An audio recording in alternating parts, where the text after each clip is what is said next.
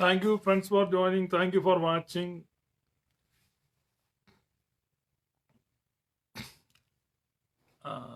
ലോക ദുരന്തമായി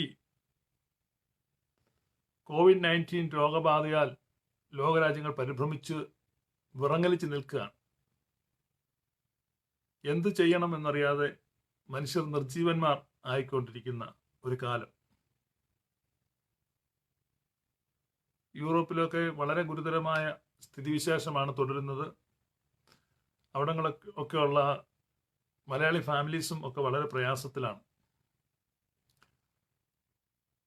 മറ്റൊരു ദുരന്തത്തിനുമില്ലാത്തൊരു പ്രത്യേകത, എവിടെയെങ്കിലും ഒരു ദുരന്തം വരുമ്പോൾ ഐക്യരാഷ്ട്ര സംഘടനയുടെ സഹായമോ അല്ലെങ്കിൽ അമേരിക്ക പോലെയുള്ള രാജ്യങ്ങൾ സഹായവുമായിട്ട് എത്തുകയോ ഒക്കെ ചെയ്യുമായിരുന്നു. ഇതിപ്പം ആർക്കും ആരെയും സഹായിക്കാൻ കഴിയാത്ത ഒരു സ്ഥിതിയാണ്. കാരണം ഇത് ലോകത്തെ മുഴുവൻ ഒരുപോലെ ബാധിച്ചിരിക്കുന്നു. ആരും സഹായത്തിനായി എത്തുകയില്ലാത്ത വിധത്തിൽ വ്യാപകമായ പ്രതിസന്ധിയാണ്. ലോകം മുഴുവൻ ക്വാറന്റൈനാണ് പല അളവിൽ. അമേരിക്കയിൽ ഏത് നിമിഷവും രാജ്യവ്യാപകമായി ആരും പുറത്തിറങ്ങരുതെന്നുള്ള കൽപ്പന വരുമെന്നുള്ളൊരു പ്രതീക്ഷയിലാണ് ജനം നിൽക്കുന്നത്. സ്ട്രിക്റ്റ് നടപടികളിലേക്ക് രാജ്യം നീങ്ങാനുള്ള സാധ്യത ഇവിടെ ആളുകൾ മുൻകൂട്ടി കാണുന്നുണ്ട്. അത്തരത്തിലുള്ള സൂചനകൾ കിട്ടുന്നുണ്ട്. ഇന്ത്യയിലും സമാന രീതിയിലുള്ള സാഹചര്യം വരാൻ സാധ്യതയുണ്ട്. ലോകത്തിലെ ഏറ്റവും മോസ്റ്റ് സേഫ് പ്ലേസ് റാന്നിയാണെന്നാണ് ഞാൻ ചിന്തിക്കുന്നത്. കാരണം റാന്നിയിൽ ഇപ്പോൾ 2 ആഴ്ചയായിട്ട് റാന്നിയിലേക്ക് ആരും പോകുന്നില്ല. റാന്നിയിലുള്ളവർ എങ്ങോട്ടും പോകുന്നില്ല. റാന്നിയിലുള്ളവരെ ആരും എങ്ങോട്ടും അടുപ്പിക്കുന്നില്ല. അപ്പോൾ റാന്നി പൂർണ്ണമായും ക്വാറന്റൈൻഡ് പ്ലേസാണ്. രോഗവ്യാപനം ഏറ്റവും കുറയുന്ന സ്ഥലം ഇപ്പോൾ കേരളത്തിൽ റാന്നിയാണ്. ഒരു നെഗറ്റീവിനകത്ത് ഒരു പോസിറ്റീവ് വരുമെന്ന് പറഞ്ഞതുപോലെ റാന്നിക്ക് അതൊരു പോസിറ്റീവായിട്ടാണ് ഇപ്പോൾ മനസ്സിലാക്കുന്നത്. Turn to God and pray. Post corona world will never be the same. ഞാൻ അങ്ങനെയാണ് മനസ്സിലാക്കുന്നത്. കൊറോണയ്ക്ക് ശേഷമുള്ള ലോകം ഒരുപക്ഷെ മനുഷ്യ ചരിത്രത്തിൽ BC എന്നും AC എന്നും വേണേ തിരിക്കാവുന്ന വിധത്തിൽ ലോകം മാറും. Before corona and after corona. പ്രളയം കേരളത്തിലെ മനുഷ്യരുടെ സാമാന്യ ബോധത്തെ തൊട്ടുണർത്തുകയും കോമൺ സെൻസ് മനുഷ്യർക്ക് വർദ്ധിപ്പിക്കുകയൊക്കെ ചെയ്തു. പക്ഷെ അതിനേക്കാൾ ഉപരിയായി ഇത് ലോകത്തെ മുഴുവൻ ബാധിക്കും. അതെങ്ങനെയായിരിക്കും എന്നുള്ളത് നമുക്കിപ്പോൾ ഊഹിക്കാനേ കഴിയുകയുള്ളൂ. ഒരു കാര്യം ഉറപ്പാണ്, കൊറോണയ്ക്ക് ശേഷമുള്ള ലോകം, അതിജീവിക്കുന്ന ലോകം വളരെ വ്യത്യസ്തമായിരിക്കും, മനോഭാവങ്ങളിലും ചിന്താഗതികളിലും. ദൈവവിശ്വാസം ഭൂരിപക്ഷം സ്ഥലങ്ങളിൽ നഷ്ടപ്പെടാനാണ് സാധ്യത എന്നാണ് ഞാൻ ചിന്തിക്കുന്നത്. പ്രതികൂലങ്ങളിലും പ്രതിസന്ധികളിലും എതിർപ്പുകളുടെയും തകർച്ചകളുടെയും ഒക്കെ നടുവിൽ വിശ്വാസത്തെ കാത്ത് സൂക്ഷിക്കുന്നത് ദൈവവുമായിട്ട് നേരിട്ട് ബന്ധമുള്ളവർക്ക് മാത്രമേ സാധിക്കൂ. ഒരു വിശ്വാസത്തിന്റെ കൈത്തിരിയാണ്. മഴയും കാറ്റും വരുമ്പോൾ അത് കെട്ടുപോകാതെ വിശ്വാസമുള്ളിൽ കത്തി നിൽക്കട്ടെ. പ്രാർത്ഥനയാകുന്ന എണ്ണയുണ്ടെങ്കിൽ മാത്രമേ ഈ ദീപത്തിന് കത്തി നിൽക്കാൻ കഴിയുകയുള്ളൂ. ബാക്കി എല്ലാ എക്സർസൈസുകളും മാറ്റി ഈ സമയത്ത് പ്രാർത്ഥനയിൽ പൂർണ്ണ സ്ഥിരത കാണിക്കുകയും നമുക്ക് നമ്മുടെ ഡെയിലി വായനാ ഭാഗങ്ങളിലേക്ക് നമുക്ക് നോക്കാം. ഇന്നത്തെ ആദ്യത്തെ വായനാ ഭാഗം ലൂക്കോസ് വിശേഷം 16-ാം അധ്യായം 19 മുതൽ 31 വരെയുള്ള ഭാഗങ്ങളാണ്. ധനവാനായ ഒരു മനുഷ്യൻ ഉണ്ടായിരുന്നു. പട്ടും ധൂമ്രവസ്ത്രവും ധരിച്ച് അവൻ ദിനംപ്രതി ആഡംബരത്തോടെ സുഖിച്ചു പോന്നു. ഒരു ധനവാനെ കുറിച്ച്, അവന്റെ ആഡംബരത്തെക്കുറിച്ച്, അവന്റെ സുഖഭോഗങ്ങളെ കുറിച്ചൊക്കെയാണ് കർത്താവ് പറയുന്നത്. ആ സ്റ്റോറി നമുക്ക് വളരെ പരിചയമുണ്ട്. ലാസറും ധനവാനും മരിക്കുന്നതും ലാസർ അബ്രഹാം പിതാവിന്റെ മടിയിൽ പോകുന്നതും, അങ്ങനെ ആണ് ആ സ്റ്റോറി പോകുന്നത്. ആ സ്റ്റോറി നിങ്ങൾക്ക് വളരെ പരിചയമുള്ളത് കൊണ്ടും അതിൽ നിന്ന് നിങ്ങൾ ധാരാളം മെസ്സേജുകൾ കേട്ടിട്ടുള്ളത് കൊണ്ടും ഞാനത് ആ ഭാഗം ഇന്ന് വ്യാഖ്യാനിക്കുന്നില്ല. എന്നാൽ കർത്താവ് സംസാരിച്ചത് ആരോടാണ്? യഹൂദന്മാരോടാണ്. കർത്താവിന്റെ ആ സംസാരം അവരെ പ്രകോപിപ്പിക്കുകയായിരുന്നു. നമ്മൾ ഇന്നലെ ലൂക്കോസ് വിശേഷം 15-ാം അധ്യായത്തിലെ ഒരു കഥ കേട്ടു. 15-ാം അധ്യായത്തിലെ കഥ യഹൂദന്മാരെ അങ്ങേയറ്റം പ്രകോപിപ്പിച്ചു. എന്നാൽ 16-ാം അധ്യായത്തിലെ ഈ കഥ അവരെ കുപിതരാക്കുകയാണ് ചെയ്തത്. 16-ാം അധ്യായത്തിൽ യേശു കർത്താവ് പറഞ്ഞത് എന്താണ്? അതിന്റെ ആത്മീകമായ അർത്ഥത്തിൽ നമ്മൾ ഗ്രഹിക്കാറുണ്ട്. നമ്മൾ മരണശേഷം അബ്രഹാം പിതാവിന്റെ മടിയിൽ പോയിരിക്കുന്നു, അതേക്കുറിച്ചല്ല. യേശു അവരോട് സംസാരിച്ചപ്പോൾ അവരോട് യേശു കൺവേ ചെയ്ത ഒരു മെസ്സേജ് ഉണ്ട്. പറയുകയാണ്, ധനവാനായ ഒരു മനുഷ്യന് ഒരു കാര്യവിചാരകനുണ്ടായിരുന്നു. ഒരു സീക്രട്ടാണിത്, ഒരു സീക്രട്ട്. എന്താണ് സീക്രട്ട്? സീക്രട്ട്, മിസ്റ്ററിയാണ്, മർമ്മം. കാരണം അവനത് ശിഷ്യന്മാരോട് പറയുക. പബ്ലിക്കിനോട് ഉപമകളിലൂടെ സംസാരിക്കും, ശിഷ്യന്മാർക്ക് അത് വ്യാഖ്യാനിക്കും, ശിഷ്യന്മാരോട് മർമ്മങ്ങൾ സംസാരിക്കും. അപ്പൊ ഈ പർട്ടിക്കുലർ കഥ ശിഷ്യന്മാരോടാണ് പറഞ്ഞത്. 2 പുത്രന്മാരുടെ കഥ കേട്ട് യഹൂദന്മാർ കുപിതരായി, കോപിഷ്ഠരായിരിക്കുകയാണ്. അപ്പോൾ ശിഷ്യന്മാരോട് എക്സ്പ്ലെയിൻ ചെയ്യുകയാണ്, ധനവാനായ ഒരു മനുഷ്യനുണ്ടായിരുന്നു. അവൻ പട്ടും ധൂമ്രവസ്ത്രവും ധരിച്ച് ആഡംബരത്തോടെ സുഖിച്ചുകൊണ്ടിരുന്നു. ഇത് യഹൂദ പൗരോഹിത്യത്തെ സൂചിപ്പിക്കുന്നതാണ്. പൗരോഹിത്യവുമായിട്ടും ബന്ധപ്പെട്ടതാണ് ധൂമ്രവസ്ത്രം. ആഡംബരവും രാജകീയതയും ധനസമൃദ്ധിയും. എന്നാൽ ലാസർ എന്ന് പറഞ്ഞ ഒരുവനുണ്ടായിരുന്നു. അവിടെ പറയുകയാണ്, അവന്റെ മേശയിൽ നിന്ന് വീഴുന്ന അപ്പനുറുക്കുകൾ തിന്ന് അവൻ കിടന്നു. ലാസർ വിജാതിയരെ കാണിക്കുക. ധനവാൻ, ഈ കഥയിലെ ധനവാൻ യഹൂദന്റെ പൗരോഹിത്യ സമ്പ്രദായത്തെ, മതസംവിധാനത്തെ മുഴുവൻ ചൂണ്ടിക്കാണിക്കുമ്പോൾ ലാസർ എന്ന് പറയുന്നത് വിജാതിയരെ കാണിക്കുകയാണ്. ഇസ്രായേൽ പൗരതയോട് സംബന്ധമില്ലാത്തവരും അന്യരും പരദേശികളും, വാഗ്ദാനത്തിന്റെ നിയമത്തിന് അന്യരും പരദേശികളും ഇസ്രായേൽ പൗരതയോട് സംബന്ധമില്ലാത്തവരും, അങ്ങനെയുള്ള ആളുകളെയാണ് ലാസർ റെപ്രസെന്റ് ചെയ്യുന്നത്. ദൈവമില്ലാത്തവരും പ്രത്യാശയില്ലാത്തവരും. പൗലോസ്ലീഹ പറയുന്നത് അങ്ങനെയാണ്. ദൈവമില്ലാത്തവർ, പ്രത്യാശയില്ലാത്തവർ, പൗരത്വമില്ലാത്തവർ, സംബന്ധമില്ലാത്തവർ, ഇസ്രായേലിനോട് ബന്ധമില്ലാത്ത അവരാണ് ലാസറിനെ കാണിക്കുന്നത്. ധനവാൻ എന്ന് പറയുന്നത് 46 വർഷം കൊണ്ട് പണിത യെരുശലേം ദൈവാലയവും യാഗങ്ങളും കർമ്മങ്ങളും വാഗ്ദാനങ്ങളും പിതാക്കന്മാരും എല്ലാം ഉള്ളത്. പൗലോസ്ലീഹ റോമാക്കാരൊക്കെ എഴുതി പറയുന്നുണ്ട്, പിതാക്കന്മാർ ആർക്കുള്ളത്, വാഗ്ദത്തങ്ങൾ ആർക്കുള്ളത്, ഇതെല്ലാമുള്ള യഹൂദൻ.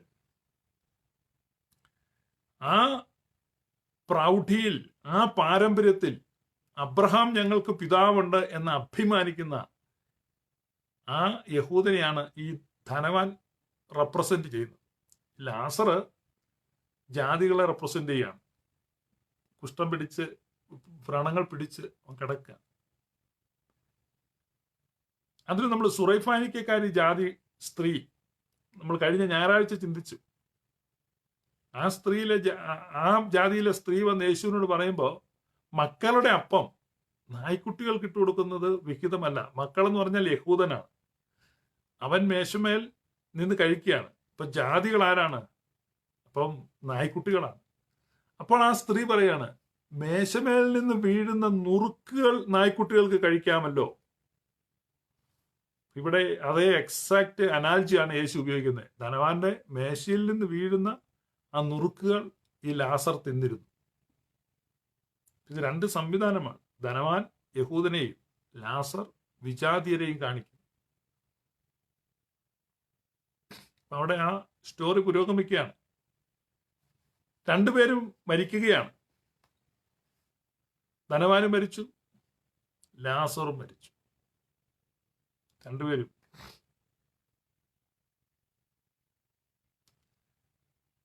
മരിച്ചു. എങ്ങനെയാണ് രണ്ടുപേരും മരിക്കുന്നത്?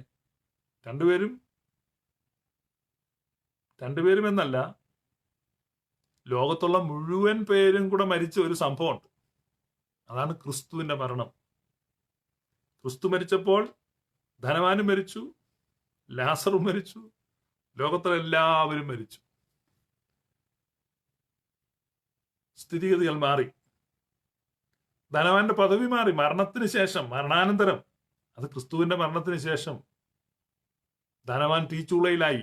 അവന്റെ പൗരോഹിത്യം പോയി, രാജത്വം പോയി, ദൈവാലയം പോയി, യാഗങ്ങൾ നിന്നു, വാഗ്ദാനങ്ങൾ കന്യരായി, അവൻ പരദേശിയായി, അവൻ അലഞ്ഞു തിരിയുന്നവനായി. ലാസറോ അബ്രഹാമിന്റെ മടിയിലേക്ക് ലാസറിനെ കൊണ്ടുപോയി. എന്ന് പറഞ്ഞാൽ ജാതികൾ അബ്രഹാമിന്റെ മക്കളായി മാറി. അതാണ് പരിശുദ്ധ റൂഹ വന്നപ്പോൾ നമ്മൾ അബ്രഹാമിന്റെ വാഗ്ദാനത്തിന്റെ അവകാശികളായി.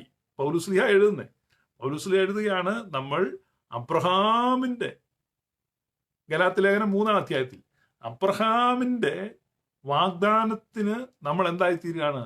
അവകാശികളായിത്തീരുകയാണ്. ഗലാത്യ ലേഖനത്തിൽ 3-ാം അധ്യായത്തിൽ അങ്ങനെ പൗലുസ്ലിഹ പറയുന്നുണ്ട്.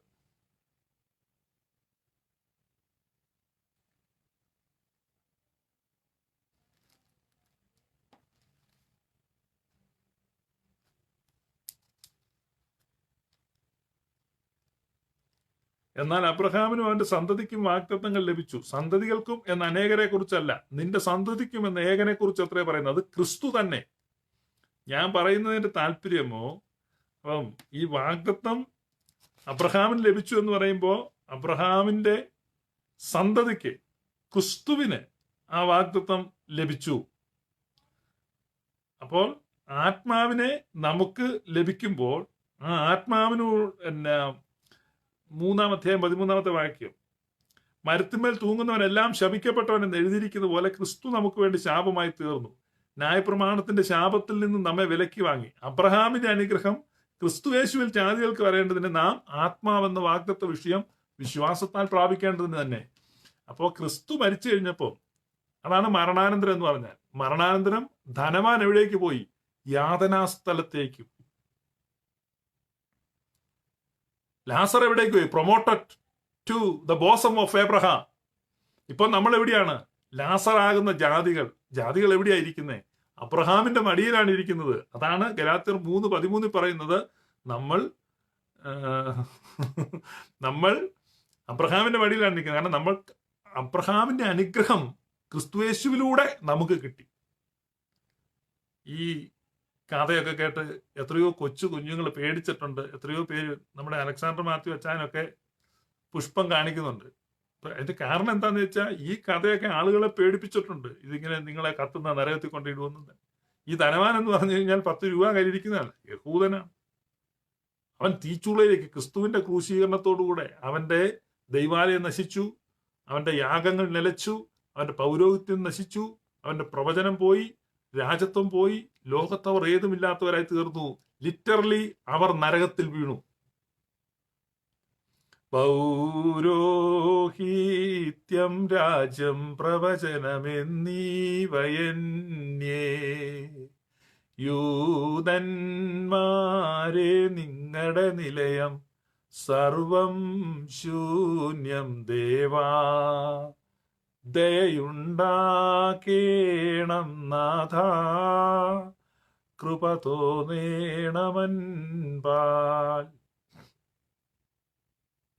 ഇപ്പോ യഹൂദൻ ഇപ്പം എവിടെ കിടക്കാണ്? ധനവാൻ ഇപ്പൊ എവിടെ കിടക്കുകയാണ്? തീച്ചൂളയിൽ കിടക്കുകയാണ്. തീച്ചൂളയിൽ നോക്കുകയാണ്. എവിടേക്കാണ്? അവൻ ഒരിക്കൽ അഭിമാനിച്ചിരുന്ന അബ്രഹാം ഞങ്ങൾക്ക് പിതാവുണ്ടെന്ന് പറഞ്ഞ് നീ അഹങ്കരിക്കരുത്. ഈ കല്ലുകളിൽ നിന്ന് അബ്രഹാമിന് സന്തതികളെ ജനിപ്പിക്കുവാൻ എനിക്ക് കഴിയും. കല്ലുകളായിരുന്ന ജാതികൾ, ആ കല്ലുകൾക്ക് ഇപ്പോൾ ജീവൻ വെച്ചു. അതാണ് പത്രോസിൽ എഴുതുന്നത്, ജീവനുള്ള കല്ലുകളായി നാം ക്രിസ്തുവേശു എന്ന യഹൂദൻ തള്ളിക്കളഞ്ഞ മൂലക്കല്ലിനോട് ചേർക്കപ്പെട്ടിരിക്കുന്നു. ദൈവസന്നിധി വിലയേറിയതും മാന്യവുമായി ശോധന ചെയ്ത കല്ല് സിയോനിലിട്ടിരിക്കുന്നു. സിയോനിലിട്ടിരിക്കുന്ന കല്ലിനോട് നമ്മൾ ചേർത്ത് പണിതിരിക്കുന്നു. സുന്ദരികളിൽ അതിസുന്ദരി നീ, ജാതികളിൻ സൂനു. നൃപതി ശലോമോൻ വിമല സഭേ, നിന്നെ വാഴ്ത്തുന്നു. നിന്നധരങ്ങൾ മധുവർഷിക്കുന്നു. വസന സുഗന്ധം നീസാൻ കുസുമസമം. സഭയെ സകലവിധം സുമുഖി, നീ കറ തീണ്ടാത്തോൾ. നമ്മൾ എവിടെ ഇരിക്കുന്നേ? അബ്രഹാമിന്റെ മടിയിൽ ഇരിക്കുകയാണ്. We are enjoying the blessings of Abraham.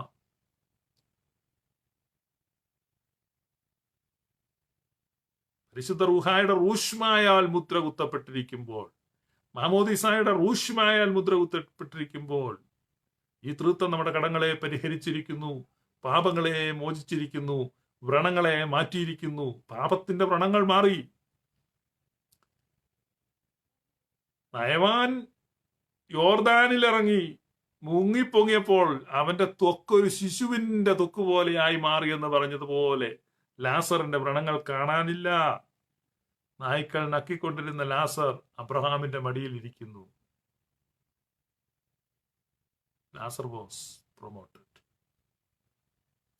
ഇത് എക്സാക്ട്ലി ഇതാണ് റോമാലേഖനം 11 പൗലുസ്ലിഹ എഴുതി വച്ചിരിക്കുന്നത്. ജാതികൾക്ക് ലഭിച്ച മഹാഭാഗ്യം. നമ്മൾ ഈ അനാലജി ഒക്കെ പറയുമ്പോൾ ഇതൊക്കെ മനസ്സിലാക്കണം. ഇത് എന്താണ് കർത്താവ് പറഞ്ഞത്, എന്താണ് ഉദ്ദേശിച്ചത് എന്നാണ്. അപ്പൊ നിങ്ങൾക്ക് ഈ കാര്യത്തെക്കുറിച്ച് ഈ ധനവാനും ലാസറും ഞാൻ മുന്നോട്ട് പോകാട്ടോ, കുറെ കൂടെ നന്നായി കേൾക്കണമെങ്കിൽ ഇതേ കാര്യം വളരെ വെൽ എക്സ്പ്ലെയിൻഡ് ആയിട്ട് ഒരു ലൈവിൽ പറഞ്ഞ്, അത് ഗ്ലോറിയസ് ഗോസ്പൽ ഒഫീഷ്യൽ എന്ന യൂട്യൂബ് ചാനലിൽ ധനവാൻ കണ്ട നരകം എന്ന പേരിലുണ്ട്. നിങ്ങൾക്ക് കൂടുതലായിട്ട് ഈ ധനവാന്റെ ലാസറിന്റെ സ്റ്റോറി കേൾക്കണമെങ്കിൽ ആ വീഡിയോ കാണുക. യൂട്യൂബിലെ നമ്മുടെ ഗ്ലോറിയസ് ഗോസ്പൽ ചാനലിലുണ്ട് ആ വീഡിയോ. അടുത്തത് ലേവ്യ പുസ്തകം 19 അധ്യായമാണ്, 9 മുതൽ 20 വരെ. ലേവ്യ പുസ്തകം 19 അധ്യായം 9 മുതൽ 20 വരെ. ലോകത്തോട് കരുണയായിരിക്കണമേ എന്ന് നമുക്ക് ദൈവത്തോട് പ്രാർത്ഥിക്കാം. കർത്താവേ, ലോകത്തോട് കരുണയായിരിക്കണമേ. കർത്താവായ യേശുവേ, ദൈവപുത്ര, മഹാപാപിയായ എന്നോട് കരുണയുണ്ടാകണമേ. Lord Jesus Christ, Son of God, have mercy upon me, a sinner. Lord Jesus Christ, Son of God, have mercy upon me, a sinner. Lord Jesus Christ, Son of God, have mercy upon a sinner. You can pray this frequently. നമ്മളെപ്പോഴും ഇത് പ്രാർത്ഥിക്കുക. അതിന്റെ short ഫോമാണ് കുറിയലൈസോൻ, കുറിയലൈസോൻ, കുറിയലൈസോൻ. ഈതർവേ ലോകത്തോട് കരുണയ്ക്ക് വേണ്ടി പ്രാർത്ഥിക്കേണ്ട സമയമാണ്. പ്രാർത്ഥനയിൽ നിരതരായിരിക്കുകയും എന്ന് പറയുന്നതിന്റെ അർത്ഥം ഇതാണ്. കൂടുതൽ വാചാലമാകുന്നതിലോ വാക് സാമർത്ഥ്യം കാണിക്കുന്നതിലോ അല്ല അർത്ഥം. അല്പം കൂടെ എക്സ്പാൻഡ് ചെയ്ത് പ്രാർത്ഥിക്കാൻ ആഗ്രഹിക്കുന്നവർക്ക്, സ്വർഗസ്ഥനായ ഞങ്ങളുടെ പിതാവേ, അങ്ങയുടെ നാമം പൂജിതമാകണമേ, അങ്ങയുടെ രാജ്യം വരണമേ, അങ്ങയുടെ ഇഷ്ടം സ്വർഗത്തിലെ പോലെ ഭൂമിയിലുമാകണമേ. ഞങ്ങൾക്ക് ആവശ്യമുള്ള അപ്പം അന്ന് ഞങ്ങൾക്ക് തരണമേ. ഞങ്ങളുടെ കടക്കാരുടെ ഞങ്ങൾ ക്ഷമിച്ചതുപോലെ ഞങ്ങളുടെ കടങ്ങളും പാപങ്ങളും ഞങ്ങളോട് ക്ഷമിക്കണമേ. ഞങ്ങളെ പ്രലോഭനങ്ങളിൽ ഉൾപ്പെടുത്തരുതേ, ദുഷ്ടാരൂപിൽ ഞങ്ങളെ കാത്തുകൊള്ളണമേ. എന്തുകൊണ്ടെന്നാൽ രാജ്യവും ശക്തിയും മഹത്വവും എന്നേക്കും അവിടത്തേക്കുള്ളത് തന്നെ ആകുന്നു. ആമേൻ. That's it. പ്രേ അൺസീസിംഗ്ലി, തുടർച്ചയായി പ്രാർത്ഥിക്കുക. ഈ സീസണിൽ ചെയ്യാനുള്ള ഒരേ ഒരു കാര്യം അതാണ്, പ്രാർത്ഥിക്കുക. ലേവ്യ പുസ്തകം 19 അധ്യായം 9 വാക്യം തൊട്ട്, നിങ്ങളുടെ നിലത്തിലെ വിള നിങ്ങൾ കൊയ്യുമ്പോൾ വയലിന്റെ അരികു തീർത്ത് കൊയ്യരുത്. നിന്റെ കൊയ്ത്തിൽ കാലാ പെറുക്കുകയും അരുത്. നിന്റെ മുന്തിരിത്തോട്ടത്തിന് കാലാ പറിക്കരുത്. നിന്റെ മുന്തിരിത്തോട്ടത്തിൽ വീണ് കിടക്കുന്ന പഴം പെറുക്കുകയും അരുത്. അവയെ ദരിദ്രനും പരദേശിക്കും വിട്ടേക്കണം. ഞാൻ നിങ്ങളുടെ ദൈവമായ യഹോവയാകുന്നു. മോഷ്ടിക്കരുത്, ചതിക്കരുത്, ഒരുത്തനോട് ഒരുത്തൻ ബോഷ്ക്ക് പറയരുത്, എന്റെ നാമത്തെ കൊണ്ട് കള്ളസത്യം ചെയ്ത് നിന്റെ ദൈവത്തിന്റെ നാമത്തെ അശുദ്ധമാക്കരുത്. ഞാൻ യഹോവയാകുന്നു. കൂട്ടുകാരനെ പീഡിപ്പിക്കരുത്, അവന്റെ വസ്തു കവർച്ച ചെയ്യുകയും അരുത്. കൂലിക്കാരന്റെ കൂലി പിറ്റേന്ന് രാവിലെ വരെ നിന്റെ പക്കൽ ഇരിക്കരുത്. ചെകിടനെ ശപിക്കരുത്, കുരുടന്റെ മുമ്പിൽ ഇടർച്ച വെക്കരുത്. നിന്റെ ദൈവത്തെ ഭയപ്പെടണം, ഞാൻ യഹോവയാകുന്നു. ന്യായവിസ്താരത്തിൽ അന്യായം ചെയ്യരുത്. എളിയവന്റെ മുഖം നോക്കാതെയും വലിയവന്റെ മുഖം ആദരിക്കാതെയും നിന്റെ കൂട്ടുകാരന്റെ നീതിയോടെ ന്യായം വിധിക്കണം. നിന്റെ ജനത്തിന്റെ ഇടയിൽ ഏഷണി പറഞ്ഞ് നടക്കരുത്. കൂട്ടുകാരന്റെ മരണത്തിനായി നിഷ്കർഷിക്കരുത്.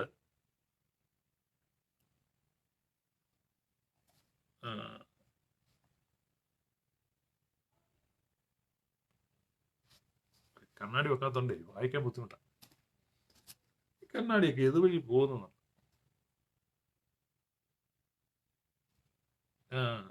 കൂട്ടുകാരന്റെ മരണത്തിനായി നിഷ്കർഷിക്കരുത്, ഞാൻ യഹോവയാകുന്നു. സഹോദരനെ നിന്റെ ഹൃദയത്തിൽ ദ്വേഷിക്കരുത്. കൂട്ടുകാരന്റെ പാപം നിന്റെ മേൽ വരാതിരിപ്പാൻ അവനെ താല്പര്യമായി ശാസിക്കണം. ഭയങ്കര കൽപ്പന. ന്യായപ്രമാണം, ഈ ന്യായപ്രമാണം ഇത്ര പെർഫെക്റ്റ് ആയിട്ട്, ഇത്ര ശ്രേഷ്ഠമായിട്ടാ. അതുകൊണ്ടാണ് ദാവീദ് എഴുതിയത്, I love your law, I love your statutes. ഞാൻ നിന്റെ ന്യായപ്രമാണത്തെ സ്നേഹിക്കുന്നു. I delight in your law, ഞാൻ നിന്റെ ന്യായപ്രമാണത്തിൽ രസിക്കുന്നു. ദൈവത്തെ സ്നേഹിക്കുന്നവർക്ക്, ദൈവത്തിന്റെ പരിശുദ്ധ റൂഹായോട് ചേർന്ന് നടക്കുന്നവർക്ക് ന്യായപ്രമാണം വായിക്കുമ്പോൾ സന്തോഷം വരും. ഇല്ല, ഞാനിപ്പോ ഇത്രയും വായിച്ചപ്പോൾ തന്നെ നിങ്ങൾക്ക് സന്തോഷം വന്നില്ലേ? കൂട്ടുകാരനെ ചതിക്കാത്തവരും അവന്റെ മുമ്പിൽ ഇടർച്ച വെക്കാത്തവരും അവന്റെ വസ്തു കവർച്ച ചെയ്യാത്തവനും കേസിനകത്ത് ചതിച്ച്, സിവിൽ കേസായാലും ഒക്കെ എന്നെ കേസ് നടത്തുമ്പോൾ ചതിച്ചത്, അങ്ങനത്തെ ഒന്നും നമുക്കില്ല. അങ്ങനെയുള്ളവർക്കൊന്നും ഇത് വായിക്കുമ്പോൾ സന്തോഷം വരത്തില്ല. നിന്റെ ജനത്തിന്റെ മക്കളോട് പക വെക്കരുത്. കൂട്ടുകാരനെ നിന്നെ പോലെ തന്നെ സ്നേഹിക്കണം. കണ്ടോ, കൂട്ടുകാരനെ നിന്നെ പോലെ തന്നെ സ്നേഹിക്കണം. ഇത് പുതിയ നിയമ കൽപ്പനയാണ് ഒത്തിരി പേര് ചിന്തിച്ചുകൊണ്ടിരിക്കുന്നത്. യേശുക്രിസ്തു പറഞ്ഞ ന്യായപ്രമാണമാണ്. ന്യായപ്രമാണം എന്താണെന്ന് മനസ്സിലാക്കാത്ത ന്യായപ്രമാണത്തിലാണ്. ഞാൻ വായിക്കുന്ന ലേവ്യ പുസ്തകം 10-ാം അധ്യായത്തിൽ നിന്ന്, ഞാൻ യഹോവയാകുന്നു, നിങ്ങൾ എന്റെ ചട്ടങ്ങൾ പ്രമാണിക്കണം. 2 തരം മൃഗങ്ങളെ തമ്മിൽ ഇണ ചേർക്കരുത്. നിന്റെ വയലിൽ കൂട്ടുവിത്ത് വിതയ്ക്കരുത്. 2 വക സാധനം കലർന്ന വസ്ത്രം ധരിക്കരുത്. ഒരു പുരുഷനെ നിയമിച്ചുകൊണ്ട് വീണ്ടെടുക്കപ്പെടുകയോ സാധനം കിട്ടുകയോ ചെയ്യാത്തവരുമായി ഒരു ദാസിയോടുകൂടി ഒരുത്തൻ ചെയ്യിച്ചാൽ അവളെ ശിക്ഷിക്കണം. ഇതാണ് ന്യായപ്രമാണത്തിൽ നിന്നുള്ള വായന. ബി ഗ്രേഷ്യസ്, അതാണ് ഈ ഇവിടുത്തെ ഏറ്റവും പ്രധാനപ്പെട്ട കാര്യം. ധനവാന്റെ ലാസറിന്റെയും ഉപമയോട് ചേർത്താണ് നമ്മളിത് മനസ്സിലാക്കുന്നത്. ധനവാന്റെയും ലാസറിന്റെ ഉപമ, ബി ജനറസ്, ബി ഗ്രേഷ്യസ്, സ്നേഹമുള്ളവരായിരിക്കുക, കരുണയുള്ളവരായിരിക്കുക. ആ സന്ദേശമാണ് നമുക്ക് കിട്ടുന്നത്. ഇവിടെ പറയാണ്, നമ്മൾ ആക്രാന്തം കാണിക്കരുത് എന്നുള്ള. നമ്മൾ കൊയ്യുമ്പോൾ അരികും മൂലയും ചേർത്ത് കൊയ്യരുത്. ഇപ്പൊ കടയിലൊക്കെ സാധനങ്ങൾക്ക് ഷോർട്ടാണ്. നമ്മൾ ചെല്ലുമ്പോൾ കടയിൽ 10 സാധനം ഉണ്ടെങ്കിൽ നമ്മൾ 10 എടുത്തുകൊണ്ട് പോരരുത്. നമ്മൾ 2-3 എടുക്കുക, ബാക്കി അവിടെ വെക്കുക, മറ്റൊരാൾ കൂടി എടുക്കാനുള്ള അവസരം ഉണ്ടാക്കുക. അതൊക്കെ അതിൻ്റെ ഒരു ആശയം. എക്സാക്ട്ലി പറഞ്ഞിരിക്കുന്ന ആ കാര്യമാണെങ്കിൽ അതിന്റെ ലെറ്റർ ഓഫ് ദ ലോയും സ്പിരിറ്റ് ഓഫ് ദ ലോയും ഉണ്ട്. ഒത്തിരി ആളുകൾ ലെറ്റർ ഓഫ് ദ ലോ ആണ് ഫോളോ ചെയ്യുന്നത്. ഇപ്പൊ letter of the law follow ചെയ്തിട്ട് അർത്ഥമില്ല. സ്പിരിറ്റ് ഓഫ് ദ ലോ, ആ ലോയുടെ സ്പിരിറ്റ് എന്താണെന്ന് കണ്ടെത്തണം. ലെറ്റർ ഓഫ് ദ ലോ അല്ല കണ്ടെത്തേണ്ടത്. എളിയവന്റെ മുഖം നോക്കാതെയും വലിയവന്റെ മുഖം ആദരിക്കാതെയും നിന്റെ കൂട്ടുകാരന് നീതിയോടെ ന്യായം വിധിക്കണം. നിന്റെ ജനത്തിന്റെ ഇടയിൽ ഏഷണി പറഞ്ഞ് നടക്കരുത്. കൂട്ടുകാരന്റെ മരണത്തിനായി നിഷ്കർഷിക്കരുത്. ഒരുപാട് കാര്യങ്ങളുണ്ട്. നിങ്ങൾ തന്നെ വായിച്ചാൽ മനസ്സിലാകാനുള്ള സിമ്പിൾ കാര്യങ്ങളാണ്. അതിനകത്ത് ഞാൻ ഒരു കാര്യം മാത്രം ഹൈലൈറ്റ് ചെയ്യാൻ ഉദ്ദേശിക്കുന്നു. കൂട്ടുകാരന്റെ പാപം നിന്റെ മേൽ വരാതിരിക്കാൻ അവനെ താല്പര്യമായി ശാസിക്കണം. നമ്മുടെ ഫ്രണ്ട്ഷിപ്പ്, ഇന്ന് ഒരുപാട് ആളുകളും ഫ്രണ്ട്ഷിപ്പ് മെയിൻറ്റെയിൻ ചെയ്യാൻ വേണ്ടി മോശമായ കാര്യങ്ങൾ പറയത്തില്ല. അവൻ എന്നാ തോന്നും, അവൻ പണങ്ങും, വെറുതെ എന്തിനാ. അപ്പൊ അങ്ങനെയുള്ള ഒരാളുടെ ഫ്രണ്ട്ഷിപ്പ് മെയിൻറ്റെയിൻ ചെയ്യുന്നതിൽ അർത്ഥമില്ല.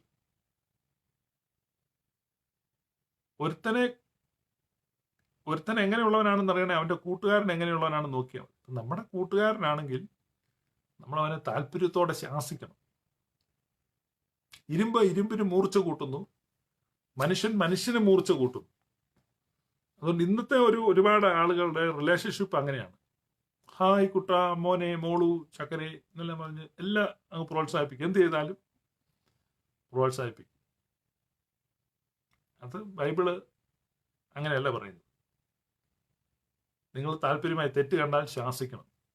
അത് വെറുതെ പറഞ്ഞു വിട്ടാൽ പോരാ, താല്പര്യമായി ശാസിക്കണം. ആ ശാസനയിൽ അവൻ നിന്നെ കൂട്ടുകെട്ട് വിട്ടുപോകുന്നെങ്കിൽ നീ രക്ഷപ്പെട്ടു. അപ്പൊ നമ്മുടെ പേഴ്സണൽ സ്പിരിച്വൽ ലൈഫ് പോലെ മോറൽ സ്റ്റാൻഡേർഡ് നമ്മൾ കീപ്പ് ചെയ്യുന്ന പോലെ നമ്മുടെ കൂട്ടുകാരുടെ മോറൽ സ്റ്റാൻഡേർഡും സ്പിരിച്വൽ സ്റ്റാറ്റസും കീപ്പ് ചെയ്യാൻ നമ്മൾ ബാധ്യസ്ഥരാണ്. അതാണ് ബൈബിൾ പറയുന്ന നിർദ്ദേശം. ഇന്നത്തെ വായനാഭാഗമാണ്. അടുത്തത് നമുക്ക് ഇയ്യോബിന്റെ പുസ്തകം 27-ാം അധ്യായം 1 മുതൽ 10 വരെ. ഇനി അവിടെ എന്താണെന്നുള്ളത് ഒരു പിടിപാടുമില്ല. ഇയ്യോബിന്റെ പുസ്തകം 27-ാം അധ്യായം 1 മുതൽ 10 വരെ.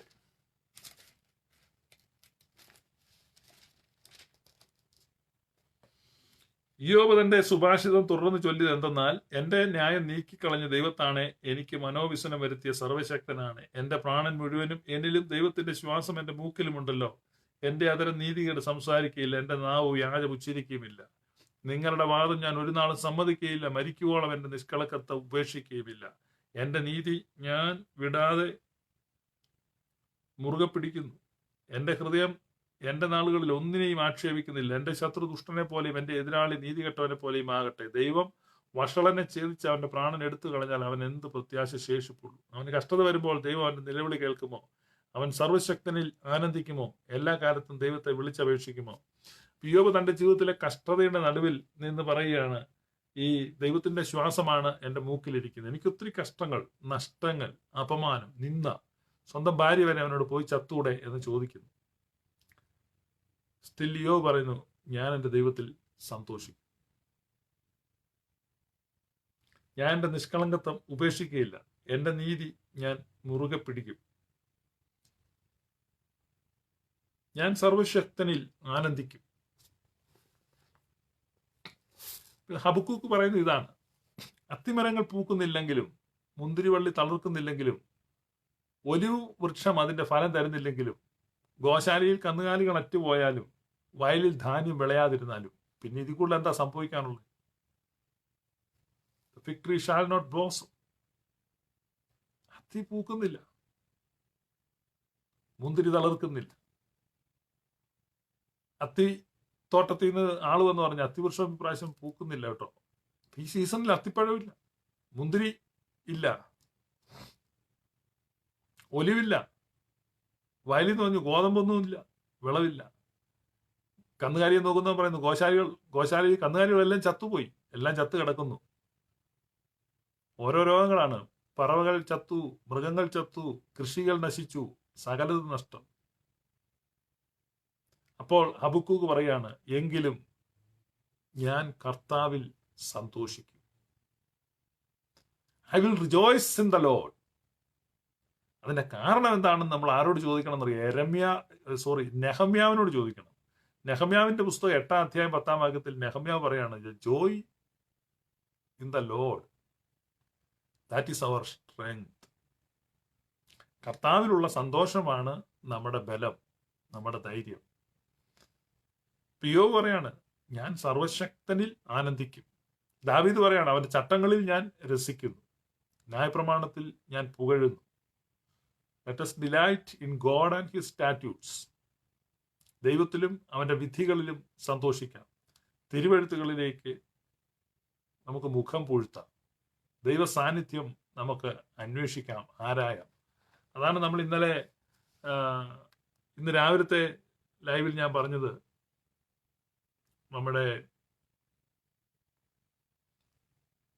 മാർ അപ്രേമിന്റെ ആ പാട്ടിനെ കുറിച്ച് നമ്മൾ കേട്ടായിരുന്നു. അഖിലം ഞാൻ ആരാഞ്ഞിട്ടും ദൈവഭയത്തെ ആണ് ഏറ്റവും മികച്ചതായിട്ട് കണ്ടത്. ഇതെല്ലാം ഉണ്ടെങ്കിലും ഏറ്റവും ശ്രേഷ്ഠമായിട്ടുള്ളത്, നമുക്ക് കരണീയമായിട്ടുള്ളത് ദൈവഭയത്തെ മുറുകെ പിടിക്കുക എന്നുള്ളതാണ്. അതാണ് ഇപ്പം നെഹമ്യാവാണെങ്കിലും ഇയ്യോബാണെങ്കിലും ഹബക്കൂക്ക് ആണെങ്കിലും എല്ലാം നമുക്കതാണ് പറഞ്ഞു തരുന്നത്. So will he delight himself in the Almighty? So let us delight in the Almighty. യോബ് പ്രിസ്ക്രൈബ് ചെയ്യാണ്. കഷ്ടതയിലൂടെ നടന്നു, പിന്നീട് ദൈവം അവനെ ജീവിപ്പിച്ചു. യോബ് നമുക്ക് തരുന്ന പ്രിസ്ക്രിപ്ഷനാണ് റിജോയ്സ് ഇൻ ദ ലോർഡ്. അടുത്തത് ദാനിയേലിന്റെ പുസ്തകമാണ് 9-ാം അധ്യായം 1 മുതൽ 11 വരെ. Let us turn to Daniel.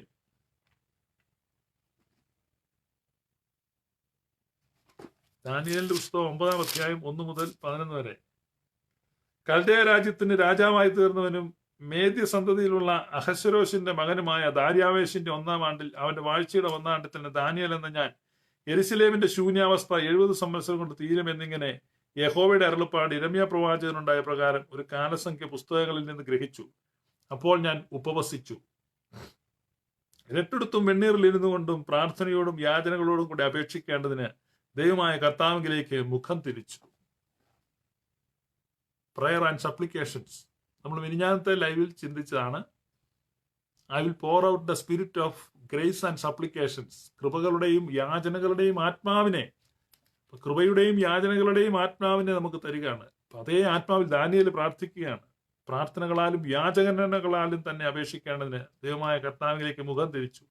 എൻ്റെ ദൈവമായ യഹോവയോട് ഞാൻ പ്രാർത്ഥിച്ച് ഏറ്റുപറഞ്ഞ് എന്തെന്നാൽ, തന്നെ സ്നേഹിക്കുന്നവർക്കും തൻ്റെ കൽപ്പനകളെ പ്രമാണിക്കുന്നവർക്കും നിയമവും ദയയും പരിപാലിക്കുന്നവനായി മഹാനും ഭയങ്കരനുമായ ദൈവമായ കർത്താവെ, ഞങ്ങൾ പാപം ചെയ്ത് വികടമായി നടന്നു, ദുഷ്ടത പ്രവർത്തിച്ചു. ഞങ്ങൾ മത്സരിച്ചു നിന്റെ കൽപ്പനകളും വിധികളും വിട്ടുമാറിയിരിക്കുന്നു. ഞങ്ങളുടെ രാജാക്കന്മാരോടും പ്രഭുക്കന്മാരോടും പിതാക്കന്മാരോടും ദേശത്തിലെ സകല ജനത്തോടും നിന്റെ നാമത്തിൽ സംസാരിച്ച നിന്റെ ദാസന്മാരായ പ്രവാചകന്മാരുടെ വാക്ക് ഞങ്ങൾ കേട്ടനുസരിച്ചതുമില്ല. കർത്താവേ, നിന്റെ പക്കൽ നീതിയുണ്ട്. ഞങ്ങൾക്കോ ഇന്നുള്ളതുപോലെ ലജ്ജയത്രേ. നിന്നോട് ദ്രോഹിച്ചിരിക്കുന്ന ദ്രോഹം ഹേതുവായി നീ അവരെ നീക്കിക്കളഞ്ഞിരിക്കുന്ന സകല ദേശങ്ങളിലും സമീപസ്ഥരും ദൂരസ്ഥരുമായ യഹൂദ പുരുഷന്മാർക്കും യെരുശലേം നിവാസികൾക്കും എല്ലാ ഇസ്രായേലിനും തന്നെ കർത്താവെ, ഞങ്ങൾ നിന്നോട് പാപം ചെയ്തിരിക്കിയാൽ ഞങ്ങളും ഞങ്ങളുടെ രാജാക്കന്മാരും പ്രഭുക്കന്മാരും പിതാക്കന്മാരും ലജ്ജിക്കേണ്ടത് തന്നെ. ഞങ്ങളുടെ ദൈവമായ കർത്താവിന്റെ പക്കൽ കരുണയും മോചനവും ഉണ്ട്. ഞങ്ങളോ അവനോട് മത്സരിച്ചു. അവൻ തന്റെ ദാസന്മാരായ പ്രവാചകന്മാർ മുഖാന്തരം ഞങ്ങളുടെ മുമ്പിൽ വെച്ചിരിക്കുന്ന ന്യായപ്രമാണ പ്രകാരം നടപ്പാൻ ഞങ്ങൾ ഞങ്ങളുടെ ദൈവമായ യഹോവയുടെ വചനം കേട്ടനുസരിച്ചില്ല. ഇസ്രായേലൊക്കെ നിന്റെ വചനം കേട്ടനുസരിക്കാതെ വിട്ടുമാറി നിന്റെ ന്യായപ്രമാണം ലംഘിച്ചിരിക്കുന്നു. ഇങ്ങനെ ഞങ്ങൾ അവനോട് പാപം ചെയ്തിരിക്കാൻ ദൈവത്തിന്റെ ദാസനായ മോശയുടെ ന്യായപ്രമാണത്തിൽ എഴുതിയിരിക്കുന്ന ശാപവും ആണിയും ഞങ്ങളുടെ മേൽ ചൊരിഞ്ഞിരിക്കുന്നു. It's a beautiful prayer of Daniel.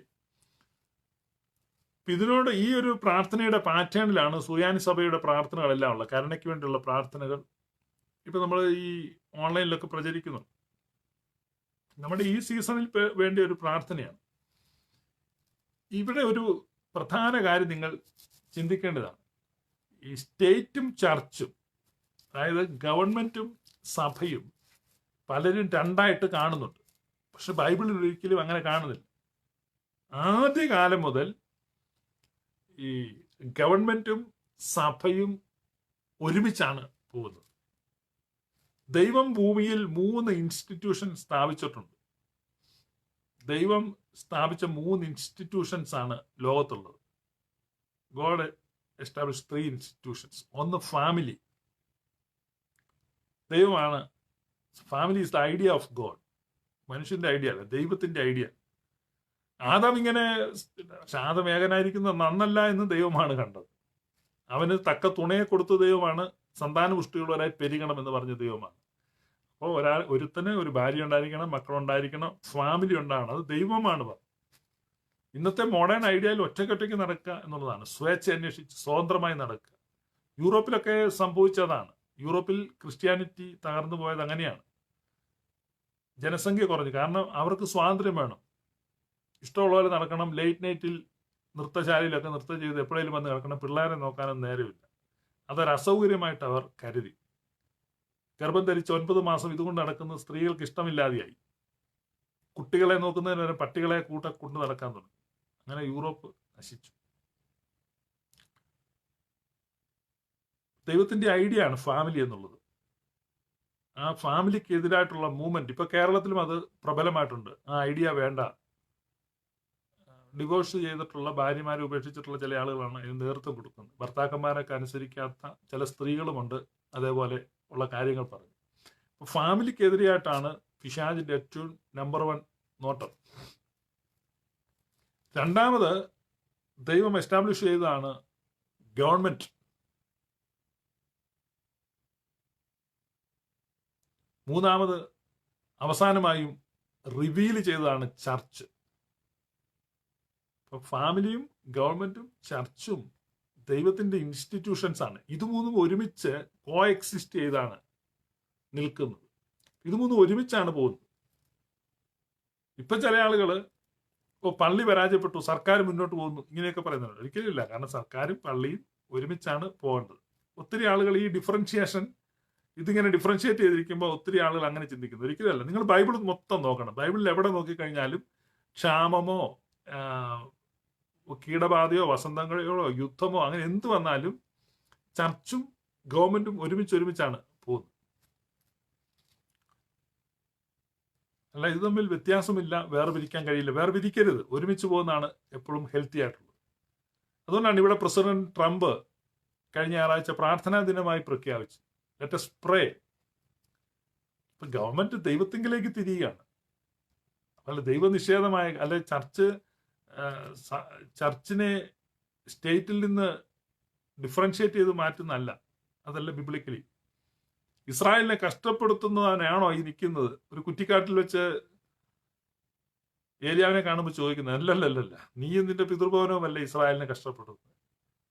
ഞാൻ പറഞ്ഞിട്ടില്ലാതെ ഈ നാളുകളിൽ മഞ്ഞും മഴയും ഉണ്ടാകില്ല. ഏലിയാവ് പറയും. ആഹാബ്, ദാനിയലിനെ നോക്കിയാലും ഇവരെല്ലാം രാജാക്കന്മാരുമായിട്ടാണ് ഇന്ററാക്ട് ചെയ്തിട്ടുള്ളത്. യോസഫിനെ നോക്കിയാൽ, മോശയെ നോക്കിയാൽ, ഏലിയാവിനെ നോക്കിയാൽ, എലീഷായെ നോക്കിയാൽ, നിങ്ങൾ പ്രവാചകന്മാരെ ദാനിയലിനെ നോക്കിയാൽ, ഇങ്ങനെ പ്രവാചകന്മാരെല്ലാം നോക്കുക. അവരെല്ലാം അതാത് സമയത്തെ ഭരണാധികാരികളോടാണ് സംസാരിക്കുന്നത്. ഭരണാധികാരികളുമായിട്ടാണ് ഡീൽ ചെയ്യുന്നത്. ഇത് രണ്ടും ദൈവത്തിന്റെ പദ്ധതിയിലുള്ളതാണ്. അതുകൊണ്ട് സഭ എന്ന് പറഞ്ഞു കഴിഞ്ഞാൽ ആത്മീകം, ആ ഒരു ചിന്ത കൊണ്ടുവന്ന പെന്തക്കോസ്തുകാരാണ്.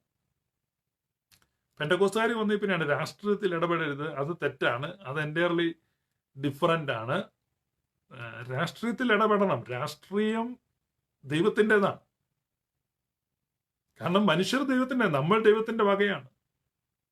ഇപ്പൊ ഇതിനെ ഡിഫറൻഷിയേറ്റ് ചെയ്തിട്ട് ആത്മീകം എന്ന് പറഞ്ഞാൽ സ്പിരിച്വൽ എന്ന് പറഞ്ഞു കഴിഞ്ഞാൽ ഭൗതികമായതല്ല എന്നുള്ളൊരു ചിന്ത, അതൊരു ഹെരസിയാണ്. പറയുന്നത് മനസ്സിലാണോ? സ്പിരിച്വൽ എന്ന് പറഞ്ഞാൽ ഈ ഭൗതിക ലോകത്തെ ബാധിക്കുന്നതേ അല്ല എന്നുള്ള ഒരു സങ്കല്പം, അത് ഈ പെന്തക്കോസ്ത് വിഭാഗക്കാരുടെ തിയോളജിയാണ്. അത് തെറ്റായ ദൈവശാസ്ത്രം. അങ്ങനെ ഒരു കാര്യമില്ല. സ്പിരിച്വൽ ഈ ലോകവുമായിട്ട് ബന്ധപ്പെട്ട. അതുകൊണ്ടാണ് യേശു കർത്താവ് അപ്പം എടുത്തത്. എന്റെ മാംസം ഭക്ഷിക്കുവിൻ എന്ന് പറഞ്ഞ ടാൻജിബിളാണ്, വിസിബിളാണ്. നമ്മൾ നിൽക്കുന്ന ഈ ലോകവുമായിട്ട് ബന്ധപ്പെട്ട് തന്നെയാണ് ആത്മീയത പോകുന്നത്. അപ്പൊ ഈ ലോകവുമായിട്ട് ബന്ധപ്പെടാത്ത ഒരു സ്പിരിച്വാലിറ്റി എന്ന് പറഞ്ഞാൽ നമുക്ക് കാണാൻ പറ്റാത്ത ഒരു ലോകം, ഒരു പുക പോലെയുള്ള ഒരു ലോകം, അവിടുത്തെ കാര്യം സംബന്ധിച്ച് നമ്മൾ ഹൂ ഹൂ ഹൂ ഹൂ എന്ന് വെക്കുന്ന നല്ല ആത്മീയത. നമ്മൾ ജീവിക്കുന്ന, നമ്മൾ ഇടപെടുന്ന, നമ്മൾ വസിക്കുന്ന ഈ അനുദിന ജീവിതത്തിൽ ഈ വിസിബിൾ ലോകവുമായിട്ട് ബന്ധപ്പെട്ടാണ് സ്പിരിച്വാലിറ്റി നിൽക്കുന്നത്. അതാണ് ട്രൂ സ്പിരിച്വാലിറ്റി. അതുകൊണ്ട് ട്രൂ സ്പിരിച്വാലിറ്റിയാണ് നിങ്ങൾ ഹോൾഡ് ചെയ്യുന്നതെങ്കിൽ നിങ്ങൾ രാഷ്ട്രീയത്തിൽ ഇടപെടണം. രാഷ്ട്രീയ പാർട്ടികളിൽ പ്രവർത്തിക്കുന്നതും പൊതുപ്രവർത്തനത്തിൽ പോകുന്നതും അതെല്ലാം ദൈവവേല തന്നെയാണ്. ഇത് രണ്ടും രണ്ടല്ല. ഇതിനെ രണ്ടാക്കുന്നതാണ് ഹെരസി. അതൊന്നാണെന്ന് നിങ്ങൾ മനസ്സിലാക്കുക. അപ്പൊ ഇവിടെ നമ്മൾ ദാനിയേൽ പ്രാർത്ഥിക്കുന്നത് ആ പ്രാർത്ഥനയാണ്.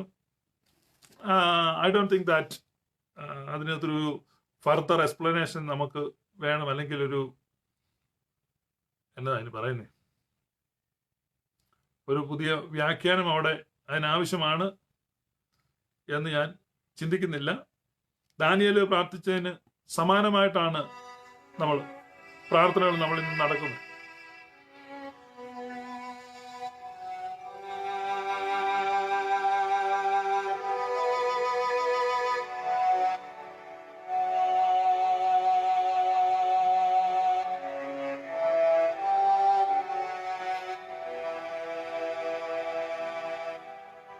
അനുഗ്രഹങ്ങൾ നിറഞ്ഞിരിക്കുന്നവനെ, അനുകൂലത്തിന്റെ ദിവസത്തിൽ നിന്റെ സൃഷ്ടിയെ നീ പുത്തനാക്കി അനുകൂലമാക്കണമേ. കർത്താവേ, നിന്റെ ആശ്രയത്തെ കുറിച്ച് മരിച്ച് നിന്റെ വരവിനെ നോക്കി പാർക്കുന്നു എന്ന് ഞങ്ങളുടെ മരിച്ചുപോയവരെ നീ പുണ്യമാക്കണമേ. അബ്രഹാമിന്റെയും ഇസഹാക്കിന്റെയും യാക്കോബിന്റെയും മടിയിൽ അവരെ നീ പാർപ്പിക്കണമേ. വന്നവനും വരുന്നവനും മരിച്ചവരെ അനുകൂലമാക്കുന്നവനുമായവൻ വാഴ്ത്തപ്പെട്ടവനാകുന്നു എന്ന് ശരീരങ്ങളും ആത്മാക്കളും ശരിയായിട്ട് നിലവിളിച്ച് പറയുമാറാകണമേ. ആമീൻ. ആ പ്രേരണകത്ത് നിങ്ങൾ നോക്കുകയാണ്, ആത്മാക്കളുടെ മാത്രമല്ല, ശരീരങ്ങളും ആത്മാക്കളും ഒരുമിച്ച് നിലവിളിച്ച് പറയുകയാണ്. അപ്പം നമ്മൾ ഒരിക്കലും അങ്ങനെ ഒരു പുകലോകത്തിന്റെ സ്പിരിച്വാലിറ്റി അല്ല. ശരീരങ്ങളും ആത്മാക്കളും ഒരുമിച്ച് ഓരോ പ്രയറിലാണെങ്കിലും നമ്മൾ ഈ വിസിബിൾ വേൾഡിന് നമ്മൾ പ്രാധാന്യം കൊടുക്കുന്നുണ്ട്. അതുകൊണ്ടാണ് യോഹന്നാന്റെ ലേഖനത്തിൽ യോഹന്നാൻ പറയുന്നുണ്ട്. കാരണം ചില ആളുകൾക്ക് തെറ്റിദ്ധാരണയുണ്ട്,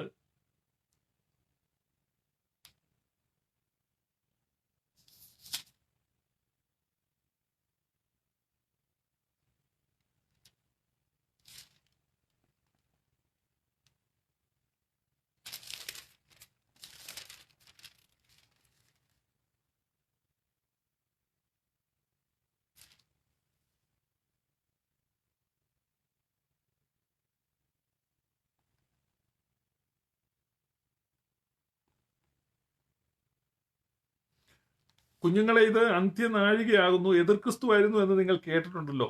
ഇപ്പോൾ അനേകം എതിർക്രിസ്തുക്കൾ എഴുന്നേറ്റിരിക്കയാൽ. അപ്പൊ ഇതാണ് യോഹന്നാൻ ശ്ലീഹ പറയാണ്, എതിർക്രിസ്തു, ആന്റി ക്രൈസ്റ്റ്. നിങ്ങളെല്ലാം കേൾക്കുന്നുണ്ട് ആന്റി ക്രൈസ്റ്റ്. ഇപ്പൊ കഴിഞ്ഞ ദിവസം ഒരു വീഡിയോ ഇങ്ങനെ പ്രചരിക്കുന്നുണ്ടായിരുന്നു, ആന്റി ക്രൈസ്റ്റ് എന്താണെന്നൊക്കെ ചോദിച്ചു. ഭയങ്കര തമാശ, കേട്ടാൽ നമ്മൾ ചിരിച്ച് മണ്ണ് കപ്പിപ്പോവും. അപ്പം ഇത് അന്ത്യനാഴികയാകുന്നു, ആന്റി ക്രൈസ്റ്റ്. ഇപ്പൊ നമ്മൾ നാട്ടിൽ വരുമ്പം ആരാണ് ആന്റി ക്രൈസ്റ്റ്? 22-ാം വാക്യം, യേശുവിനെ ക്രിസ്തുവല്ല എന്ന് നിഷേധിക്കുന്നവനല്ലാതെ കള്ളൻ ആരാകുന്നു? പിതാവിനെയും പുത്രനെയും നിഷേധിക്കുന്നവൻ തന്നെ എതിർ ക്രിസ്തു ആകുന്നു. പിതാവിനെയും പുത്രനെയും നിഷേധിക്കുന്നവൻ എതിർ ക്രിസ്തു ആകുന്നു എന്ന് പറഞ്ഞാൽ ട്രിനിറ്റേറിയൻ ഡോക്ട്രിനെ റിജക്റ്റ് ചെയ്യുന്നവനാണ് എതിർ ക്രിസ്തു, ആന്റി ക്രൈസ്റ്റ്. അല്ല, നിങ്ങൾ ഈ വിചാരിക്കുന്ന ഈ ആന്റി ക്രൈസ്റ്റ് എന്ന് പറഞ്ഞു കഴിഞ്ഞാൽ വലിയൊരു സാധനമല്ല. ആന്റി ക്രൈസ്റ്റ് എന്ന് പറഞ്ഞാൽ ട്രിനിറ്റിയെ നിഷേധിക്കുന്നവൻ ആരാണ്? പിതാവിനെയും പുത്രനെയും നിഷേധിക്കുക. അപ്പൊ പിതാവ്, Father, Son and Holy Spirit എന്നുള്ളതാണ്. അല്ല ഇത് പിതാവും പുത്രനും ഒന്നാണെന്നും പിതാവ് തന്നെ പുത്രനായതാണെന്നും ഒക്കെ പറയുന്നതാണ്. അടുത്തത്, പുത്രനെ നിഷേധിക്കുന്നവന് പിതാവുമില്ല, പുത്രനെ സ്വീകരിക്കുന്നവന് പിതാവുമുണ്ട്. നിങ്ങൾ ആദ്യം മുതൽ കേട്ടത് നിങ്ങളിൽ വസിക്കട്ടെ. ആദ്യം മുതൽ കേട്ടത് നിങ്ങളിൽ വസിക്കുന്നുവെങ്കിൽ നിങ്ങൾ പുത്രനിലും പിതാവിലും വസിക്കുന്നു. ഇതാകുന്നു അവൻ നമുക്ക് തന്ന വാഗ്ദാനം. വാഗ്ദത്തം നിത്യജീവൻ തന്നെ. നിങ്ങളെ തെറ്റിക്കുന്നവരെ ഓർത്ത് ഞാനിത് നിങ്ങൾക്ക് എഴുതിയിരിക്കുന്നു. അവനാൽ പ്രാപിച്ച അഭിഷേകം നിങ്ങളിൽ വസിക്കുന്നു. ആരും നിങ്ങളെ ഉപദേശിപ്പാൻ ആവശ്യവുമില്ല. അവന്റെ അഭിഷേകം തന്നെ നിങ്ങൾക്ക് സകലവും ഉപദേശിച്ചു തരികയും സത്യം അത് ബോഷ്കല്ല, സത്യം തന്നെ ആയിരിക്കാലും അത് നിങ്ങളെ ഉപദേശിച്ച പോലെ നിങ്ങൾ അവനിൽ വസിപ്പി. അപ്പം യോഹന്നാൻ ശ്ലീഹ അവിടെ ട്രിനിറ്റേറിയൻ ഡോക്ടർ പറയാണ്, ഉപദേശത്തിൽ നിലനിൽക്കുന്നവനും പിതാവും പുത്രനുമുണ്ട്. അവൻ പിതാവിലും പുത്രനിലും വസിക്കും. അവനിൽ നിന്ന് പ്രാപിച്ച അഭിഷേകം അവനിൽ വസിക്കുന്നു, പരിശുദ്ധാത്മാവ്.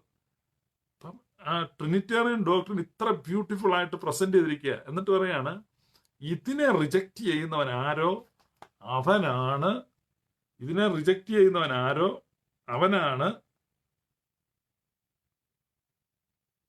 ഇതിനെ റിജക്റ്റ് ചെയ്യുന്നവൻ ആരോ അവനാണ് ആന്റി ക്രൈസ്റ്റ്. ഇതിനെ റിജക്റ്റ് ചെയ്യുന്നവൻ ആരാണോ അവനാണ് ആന്റി ക്രൈസ്റ്റ്. ഇപ്പൊ നിങ്ങൾക്ക് മനസ്സിലായോ ആരാണ് ആന്റി ക്രൈസ്റ്റ് എന്ന്? ഇനി തെറ്റിപ്പോരുത് കേട്ടോ. ആന്റി ക്രൈസ്റ്റ് എന്ന് പറഞ്ഞു കഴിഞ്ഞാൽ വളരെ വ്യക്തമായി ബൈബിൾ പറയാണ്, ട്രിനിറ്റിയെ റിജക്റ്റ് ചെയ്യുന്നവൻ ആന്റി ക്രൈസ്റ്റാണ്. ഇനി ആന്റി ക്രൈസ്റ്റ് വരുന്നെന്ന് ഓർത്ത് നിങ്ങളൊന്നും ഇരിക്കല്ലേ എന്നാണ് യോഹന്നാൻ ശ്ലീഹ അവിടെ പറഞ്ഞിരിക്കുന്നു. അപ്പൊ അടുത്ത ഭാഗം നമ്മൾ വായിച്ചത് ദാനിയേലിന്റെ പുസ്തകം, യോബിന്റെ പുസ്തകം, അടുത്ത അപ്പോസ്തലപ്രവൃത്തി 16 അധ്യായം 1 മുതൽ 7 വരെ. Then he came to Derbe and Lystra, and behold, a certain disciple was there named Timothy, the son of a certain Jewish woman who believed, but his father was Greek. He was well spoken of by the brethren who were at Lystra and Iconium. Paul wanted to leave him go with on, and he took him and circumcised him. ഒത്തിരി ആളുകൾ സംശയം ചോദിക്കുന്ന ഒരു ഭാഗമാണ്. So നമുക്കതൊന്ന് വായിക്കാം. അപ്പോസ്തലപ്രവൃത്തി 16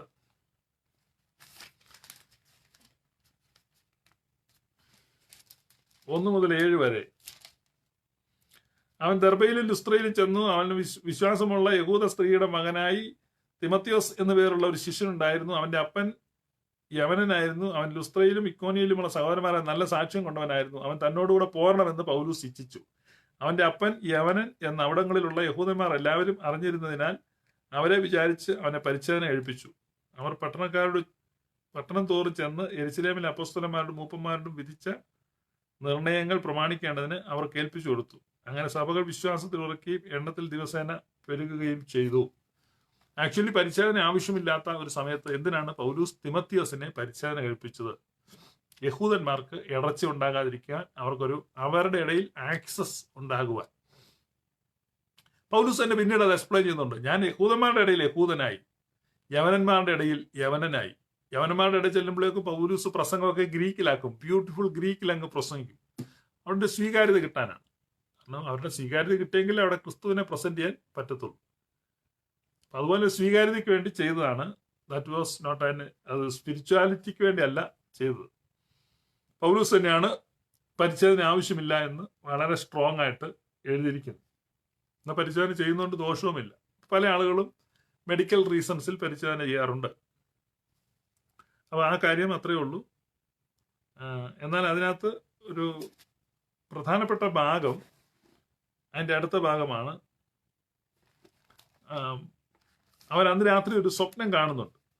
അതേക്കുറിച്ചുകൂടെ നമ്മളവിടെ വായിക്കുന്നു.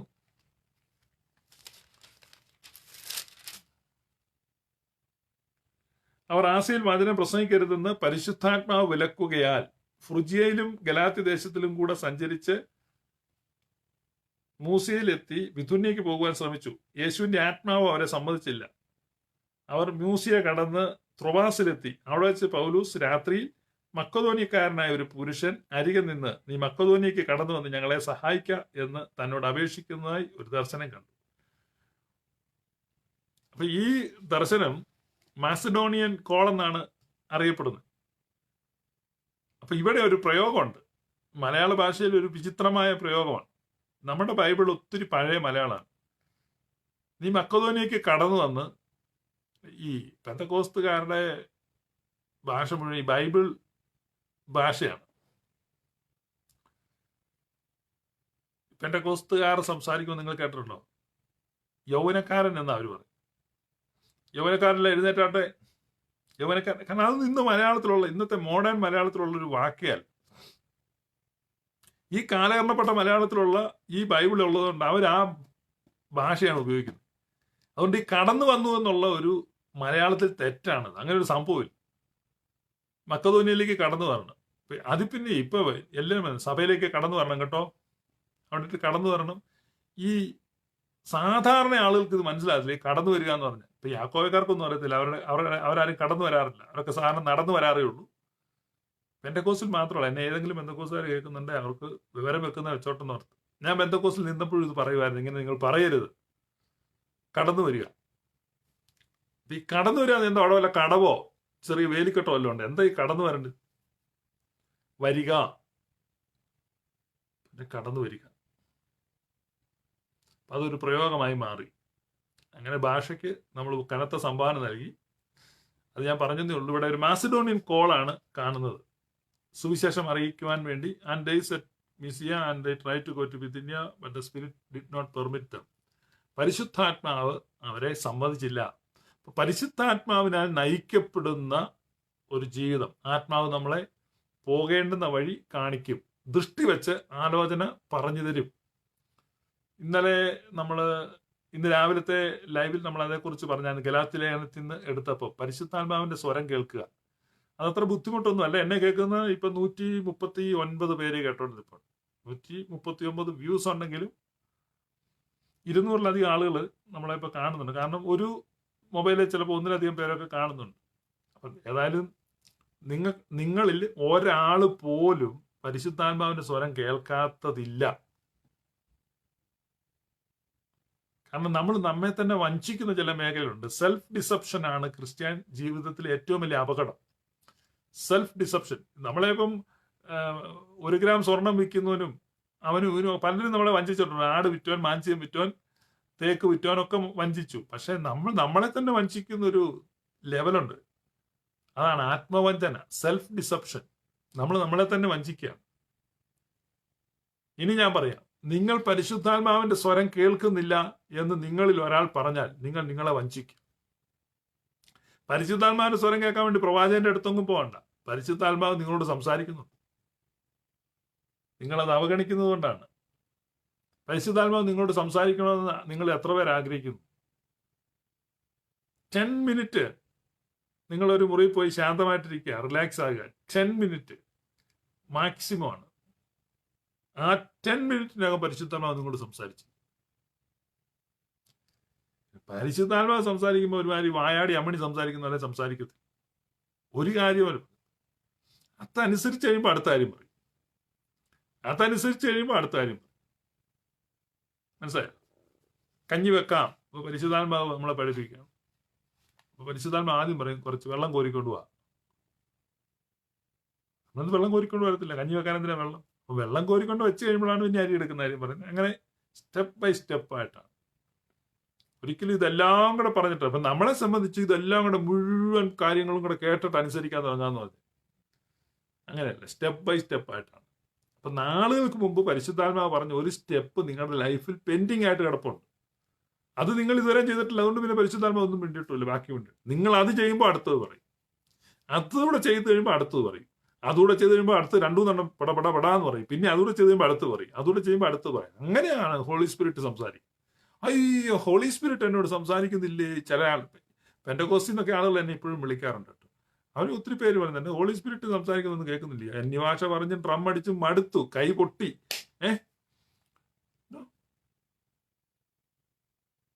എന്റെ അടുത്ത് വന്ന് സംസാരിക്കുന്നവരോടെല്ലാം പരിശുദ്ധാത്മാവ് സംസാരിക്കുന്നുണ്ട്. പെട്ടെന്ന് കാര്യങ്ങൾക്ക് പരിഹാരമുണ്ട്. അതുകൊണ്ട് എന്നെ കേട്ടോണ്ട് നിൽക്കുന്ന നിങ്ങൾ വെറുതെ വേസ്റ്റ് ആകരുത് നിങ്ങളുടെ ലൈഫ്. അതുകൊണ്ടാണ് ഞാൻ പറയുന്നത്, ഹോളി സ്പിരിറ്റ് നിങ്ങളോട് സംസാരിക്കുന്നുണ്ട്. ഇല്ലെങ്കിൽ നേരത്തെ സംസാരിച്ചിട്ടുണ്ട്. പരിശുദ്ധാത്മാവിന്റെ ഒരു പ്രത്യേകത ടെൻഡർ സ്പിരിറ്റ് ആണ്. ഒരു കാര്യം പറഞ്ഞു കഴിഞ്ഞിട്ട് നമ്മളത് ചെയ്യുന്നില്ല, പിന്നെ ഒരു കാര്യം പറയത്തില്ല. നമ്മളത് ചെയ്യുമ്പോൾ അടുത്ത കാര്യം പറയും. ജെന്റിൽ സ്പിരിറ്റ് ആണ്. Gentle spirit. പരിശുദ്ധാത്മാവ് ഒരു കാര്യം വായാടിക്കോത പോലെയൊന്നും ചുമ്മാ പറഞ്ഞുകൊണ്ടിരിക്കത്തില്ല. പരിശുദ്ധാത്മാവിന്റെ ഉപദേശം. അപ്പൊ ഇതാണ് നമ്മൾ ഇന്ന് വായിക്കുന്നത്. ആസിയിൽ വചനം പ്രസംഗിക്കണ്ട. പരിശുദ്ധാത്മാവ് പറഞ്ഞു എന്തുകൊണ്ട് അവിടെയുള്ളവർ കേൾക്കണ്ടേ? No question. പൗലൂസാണേ പരിശുദ്ധാത്മാവ് പറഞ്ഞ ആസിയിൽ വചനം പ്രസംഗിക്കണ്ട. എന്നാ പിന്നെ ബിഥുന്യക്ക് പോയാലോ? ദർശനത്തിൽ വരികയാണ് മക്കദോനിക്ക്. ആസിയൊക്കെ വളരെ പെർഫെക്റ്റ് സ്ഥലമാണ്. അവിടെ പോയി പ്രസംഗിച്ചിരുന്ന ഈ പ്രശ്നമൊന്നും ഉണ്ടാകത്തില്ല. ബിഥുന്യയിലും പ്രശ്നമില്ലായിരുന്നു. വിട്ടത് എങ്ങോട്ടാ? മക്കദോനിക്ക്. അവിടെയാണ് ഊടുപാട് അടി. ഫിലിപ്പിയ മക്കദോനിയ. ഈ പരിശുദ്ധാത്മാ പറഞ്ഞിട്ട് പോയിട്ട് അടി മേടിച്ച് അവിടെ ചെന്ന് കഴിഞ്ഞപ്പോഴേക്കും പരസ്യമായിട്ട് ഇവരുടെ തുണി പറിച്ച് നഗ്നരാക്കി വഴിയെ നടത്തി. പിന്നെ അടിച്ച് ദേഹം മുഴുവൻ അടിച്ച് മുറിവേപ്പിച്ചു. അങ്ങനെ കൈയും കാലും കൂടെ ആമത്തിലിട്ടു, ചങ്ങലയിട്ട് കാരാഗ്രഹത്തിനകത്ത് കൊണ്ടിട്ടു. പക്ഷെ അന്ന് രാത്രി അർദ്ധരാത്രി ആയപ്പോഴാണ് അവർ കാരാഗ്രഹത്തെ ഇളക്കിക്കൊണ്ട് പുറത്തിയാടി. അതാണ് പരിശുദ്ധാത്മാവിന്റെ വാക്ക് കേട്ട് അനുസരിക്കുന്നവൻ പലതിന്റെയും അടിത്തറ ഇളക്കിക്കളയും. അപ്പൊ നിങ്ങൾക്ക് ചിലതിൻ്റെയൊക്കെ അടിത്തറ ഇളക്കണമെങ്കിൽ പരിശുദ്ധാത്മാവ് പറയുന്നത് കേൾക്കണം. അപ്പൊ നമുക്ക് അടുത്ത ഭാഗം പോവാം. 2 കൊരിന്ത്യർ 12-ാം അധ്യായം 19 മുതലുള്ള വാക്യങ്ങളാണ്. ലോങ് ടെക്സ്റ്റ് ആണല്ലോ. 2 കൊരിന്ത്യർ 12-ാം അധ്യായം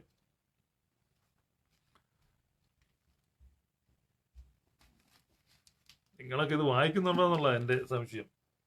ഈ ഓർത്തഡോക്സുകാരെ 2 കൊരിന്ത്യർ 12-ാം അധ്യായം ഓർത്തഡോക്സുകാരുടെ വായനാഭാഗം ഇങ്ങനെ തരുന്നുണ്ട്, നമുക്ക് പണിയായില്ലേ. 2 കൊരിന്ത്യർ 12-ാം അധ്യായം 19 മുതൽ 19 മുതൽ 2 കൊരിന്ത്യർ 12-ാം അധ്യായം 19 മുതൽ. ഇത്ര നേരം ഞങ്ങൾ നിങ്ങളോട് പ്രതിവാദിക്കുന്നു എന്ന് നിങ്ങൾക്ക് തോന്നുന്നു. ദൈവത്തിനു മുമ്പാകെ ക്രിസ്തുവിലാകുന്നു ഞങ്ങൾ സംസാരിക്കുന്നത്. പ്രിയമുള്ളവരെ, സകലവും നിങ്ങളുടെ ആത്മീക വർധനയ്ക്കായിട്ടത്രേ. ഞാൻ വരുമ്പോൾ ഞാൻ ഇച്ഛിക്കാത്ത വിധത്തിൽ നിങ്ങളെ കാണുകയും നിങ്ങൾ ഇച്ഛിക്കാത്ത വിധത്തിൽ എന്നെ കാണുകയും ചെയ്യുമോ എന്നും പിണക്കം, ഈർഷ്യ, ക്രോധം, ശാഠ്യം, ഏഷണി, കുശുകുശുപ്പ്, നിഗളം, കലഹം എന്നിവ ഉണ്ടാകുമോ എന്നും ഞാൻ വീണ്ടും വരുമ്പോൾ എന്റെ ദൈവം എന്നെ നിങ്ങളുടെ ഇടയിൽ താഴ്ത്തുവാനും പാപം ചെയ്തിട്ട് തങ്ങൾ പ്രവർത്തിച്ച അശുദ്ധി, ദുർനടപ്പ്, ദുഷ്കാമം എന്നിവയെക്കുറിച്ച് മാനസാന്തരപ്പെടുത്ത പലരെയും ചൊല്ലി ഖേദിപ്പാനും സംഗതി വരുമോ എന്ന് ഞാൻ ഭയപ്പെടുന്നു. പൗലൂസ് പറയാണ്, ഒരു പെർഫെക്റ്റ് റിക്കൺസിലിയേഷൻ ഉണ്ടാകുമോ ഇല്ലയോ നമ്മുടെ ഇടയിൽ, ഞാൻ ഭയപ്പെടും. പ്രിയപ്പെട്ടവരെ, നമ്മുടെ ഈ ലോക ജീവിതം ദൈവത്തിന് പ്രസാദമായ ഒരു ബലിയായി തീരുവാൻ, അതാണ് പൗലൂസ്ലിയ പറയുന്നത്. ഈർഷ്യ, കുശുകുശുപ്പ്, പിണക്കം, ശാഠ്യം, മത്സരം, ദ്വന്ദ്വപക്ഷം, ഭിന്നത, ഇതൊക്കെ ഒഴിവാക്കണം. ക്രിസ്തു ദൈവത്തിൽ നമ്മോട് ക്ഷമിച്ചതുപോലെ നാം പരസ്പരം ക്ഷമിക്കണം. അതാണ് ഞങ്ങൾ ക്രിസ്തുവിൽ ദൈവം മുമ്പാകെ നിങ്ങളോട് സംസാരിക്കുന്നു. എന്നിട്ട് അടുത്ത ഭാഗം പറയാണ്, ഈ 3-ാം പ്രാവശ്യം ഞാൻ നിങ്ങളുടെ അടുക്കൽ വരുന്നുണ്ട്. 2-3 സാക്ഷികളുടെ വാമൊഴിയാൽ ഏത് കാര്യവും ഉറപ്പാകും. ഞാൻ 2-ാം പ്രാവശ്യം നിങ്ങളുടെ ഇടയിൽ ഇരുന്നപ്പോൾ ഞാൻ വീണ്ടും വന്നാൽ ക്ഷമിക്കുകയില്ല എന്ന് പറഞ്ഞതുപോലെ ഞാൻ ഇപ്പോൾ ദൂരത്തിരുന്നുകൊണ്ട് ആ പാപം ചെയ്തവരോട് മറ്റെല്ലാവരോടും മുൻകൂട്ടി പറയുന്നു, ക്രിസ്തു എന്നിൽ സംസാരിക്കുന്നു എന്നതിന് നിങ്ങൾ തുമ്പന്വേഷിക്കുന്നുവല്ലോ. അവൻ നിങ്ങളെ സംബന്ധിച്ച് ബലഹീനനല്ല, നിങ്ങളിൽ ശക്തൻ തന്നെ. ബലഹീനതയാൽ അവൻ ക്രൂശിക്കപ്പെട്ടിട്ടും ദൈവശക്തിയാൽ ജീവിക്കുന്നു. ഞങ്ങളും അവനിൽ ബലഹീനരെങ്കിലും അവനോടുകൂടെ ദൈവശക്തിയായി നിങ്ങൾക്ക് വേണ്ടി ജീവിക്കുന്നു. നിങ്ങൾ വിശ്വാസത്തിൽ ഇരിക്കുന്നുവോ എന്ന് നിങ്ങളെ തന്നെ പരീക്ഷിപ്പീൻ. നിങ്ങളെ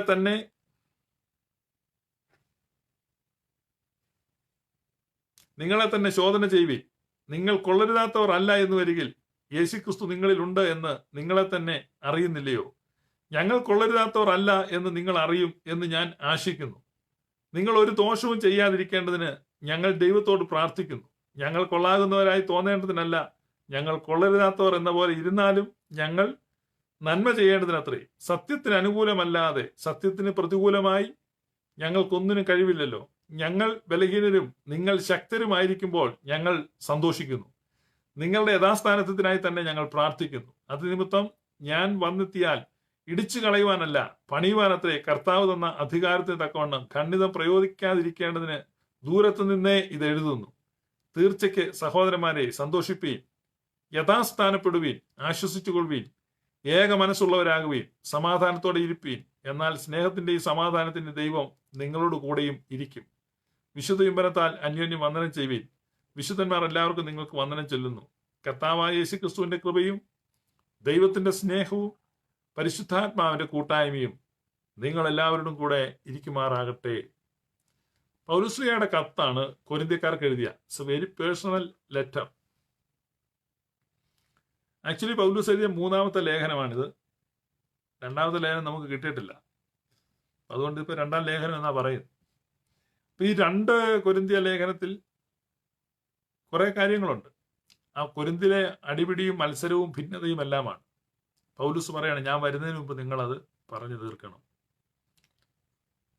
റിക്കൺസിലിയേഷൻ ഉണ്ടാക്കണം. നിങ്ങൾ നിങ്ങളെ തന്നെ ശോധന ചെയ്യണം. നിങ്ങൾ ഈ വലിയ കാര്യമൊക്കെ പറഞ്ഞു, നിങ്ങൾ കൊരിന്തിലെ സഭയാ, മുഴുത്ത കാര്യം അതാണ്, കൊരിന്തിലെ ഓർത്തഡോക്സുകാരാണെന്നൊക്കെ പറഞ്ഞ് ഒരു അർത്ഥവും. നിങ്ങൾ ആദ്യം കുറച്ചു നേരം സ്വസ്ഥമായിട്ടിരുന്ന് നിങ്ങളെ ഒന്ന് ശോധന ചെയ്യണം. 1 കൊരിന്ത്യ ലേഖനത്തിലും പൗലോസ് ഇത് തന്നെ പറഞ്ഞായിരുന്നു. ഓരോരുത്തൻ തന്നെത്താൻ ശോധന ചെയ്തിട്ട് വേണം ഈ അപ്പത്തിൽ നിന്ന് ഭക്ഷിക്കുകയും ഈ പാനപാത്രത്തിൽ നിന്ന് പാനം ചെയ്യുകയും ചെയ്യും. ഇവിടെ 2 കൊരിന്ത്യ ലേഖനത്തിൽ പിന്നെയും അത് തന്നെ പറയാണ്, നിങ്ങൾ തന്നെത്താൻ ശോധന ചെയ്യണം. വേറൊരുത്തന്നെ വിധിക്കാൻ നമുക്ക് അവകാശമില്ല. സ്വയം പരിശോധിക്കുക. നിങ്ങൾ തന്നെ ശോധന ചെയ്യുക. നിങ്ങൾ തന്നെ ശോധന ചെയ്തിട്ട് നിങ്ങൾ വിശ്വാസത്തിൽ നിലനിൽക്കുന്നുവോ എന്നൊന്ന് നിങ്ങൾ ഈ സത്യവിശ്വാസമാണെന്നൊക്കെ പറയുന്നുണ്ട്. ഭയങ്കര പരിപാടികളാണ് കൊരിന്തിൽ നടക്കുന്നത്. പക്ഷെ നിങ്ങളൊന്ന് ശോധന ചെയ്യണം. എന്നെ കേൾക്കുന്ന ഓരോരുത്തരും സ്വയം ശോധന ചെയ്യുക. സഹോദരനോട് രമ്യപ്പെട്ടിട്ടുണ്ടോ? ക്ഷമിച്ചിട്ടുണ്ടോ? ഐക്യപ്പെട്ടിട്ടുണ്ടോ? അപ്പൊ അവിടെ യഥാസ്ഥാനപ്പെടുകയും അതിന്റെ കൺക്ലൂഷൻ എഴുതിയിരിക്കുന്നത് തീർച്ചയ്ക്ക് സഹോദരന്മാരെ സന്തോഷിപ്പീൻ. കണ്ടോ, നമ്മൾ മുമ്പേ വായിച്ചത് ഇയ്യോബ് പറഞ്ഞല്ലോ, അതാ ഞാൻ അത്യുന്നതനിൽ സന്തോഷിക്കും. റിജോയ്സ്. പ്രയാസങ്ങളും പ്രശ്നങ്ങളും ഭിന്നതയും കലഹങ്ങളും രോഗവും പീഡയും ബാധയും വസന്തയും ഒക്കെ ഉണ്ട്.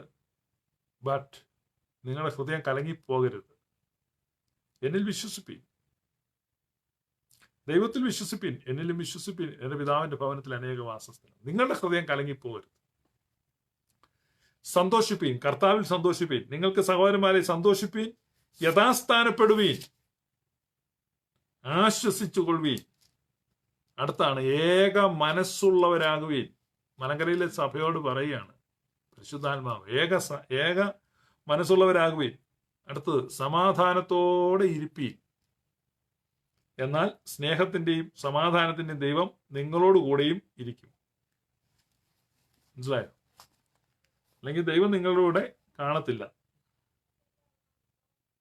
Finally brethren, farewell, become complete, be of good comfort, be of one mind, live in peace, and the God of love and peace will be with you. അടുത്തത് ഏറ്റവും അവസാനമായിട്ട്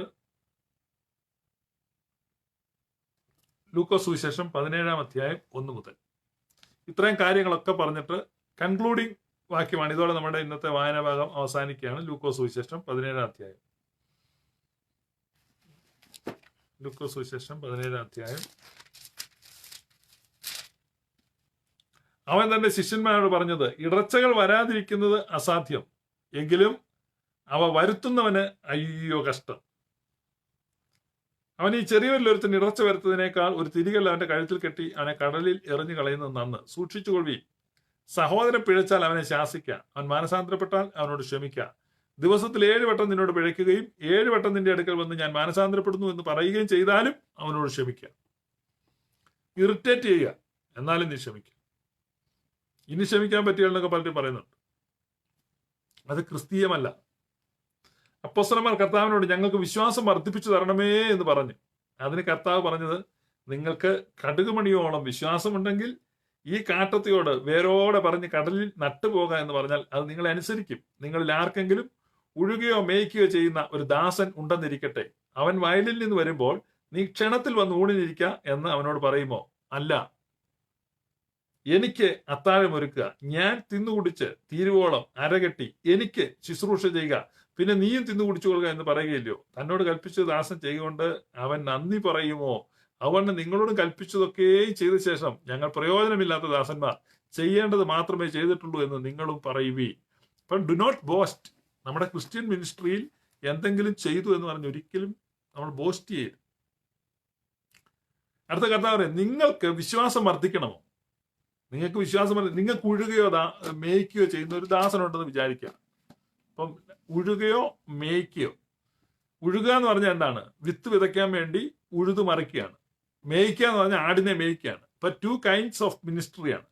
ഉഴുക എന്ന് പറഞ്ഞാൽ ഇവാഞ്ചലൈസേഷനാണ്, സുവിശേഷീകരണത്തിൽ ഏർപ്പെട്ടിരിക്കുന്ന ഇവാഞ്ചലൈസേഷൻ വർക്കാണ്. മേയ്ക്കുക എന്ന് പറഞ്ഞു കഴിഞ്ഞാൽ ടെൻഡറിങ് ഷീപ്പാണ്, അതായത് ഇടയപരിപാലനമാണ്. ഇടവക സന്ദർശനം, ആടുകളെ സന്ദർശനം, അങ്ങനെയുള്ള കാര്യങ്ങൾ.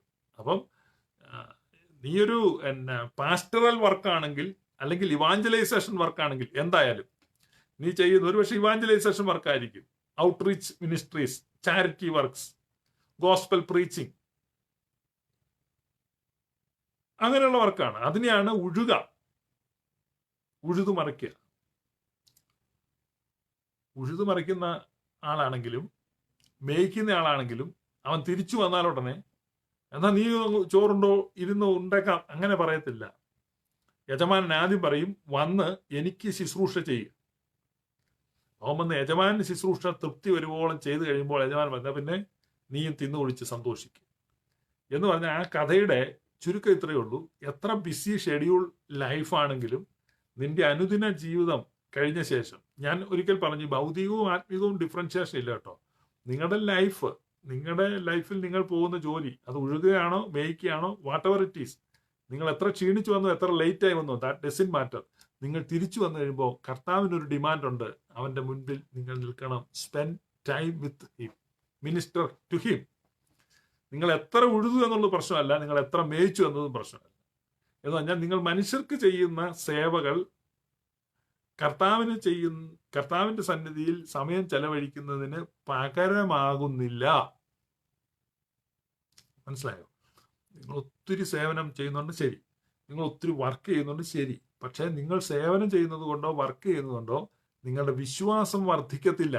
വിശ്വാസം വർദ്ധിക്കണമെങ്കിൽ, വിശ്വാസം നിലനിൽക്കണമെങ്കിൽ ദൈവസന്നിധിയിൽ സമയം ചെലവഴിക്കണം. Spend time in prayer. അതാണ് ആ പറഞ്ഞിരിക്കുന്നതിന്റെ അർത്ഥം. ഇതാണ് ഞാൻ തുടക്കത്തിൽ പറഞ്ഞത്. ദൈവഭക്തി, ദൈവഭയം, അതാണ്. അപ്പോൾ പ്രാർത്ഥനയിൽ നമുക്ക് നിലനിൽക്കണമെങ്കിൽ ഒരൊറ്റ കാര്യമേ ഉള്ളൂ. നമ്മുടെ വിശ്വാസം നിലനിൽക്കണമെങ്കിൽ, പെരിലസ് ടൈമിൽ നമുക്ക് വിശ്വാസം നിലനിൽക്കണമെങ്കിൽ ഒറ്റ മാർഗമേ ഉള്ളൂ. അത് നമ്മൾ പ്രാർത്ഥനയിൽ സമയം ചെലവഴിക്കുക. അതാണ്.